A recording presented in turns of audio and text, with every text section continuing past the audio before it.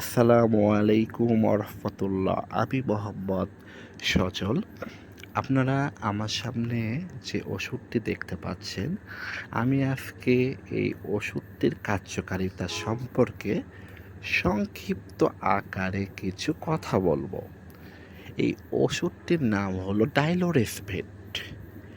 এটা ছাগলের সর্দি, কাশি, নিউমোনিয়া, শ্বাসতন্ত্রের সমস্যা এগুলোর জন্য অধিক কার্যকারী ওষুধ। আমি যদি এক কথায় বলি, ছাগলের ঠান্ডা লাগলে প্রাথমিক পর্যায়ে যে সমস্যাগুলো দেখা দেয় তার জন্য অধিক কার্যকারী এই ওষুধটি। মাশাল্লাহ। ওষুধটির বিস্তারিত ওষুধের বক্সের নির্দেশনায় আছে।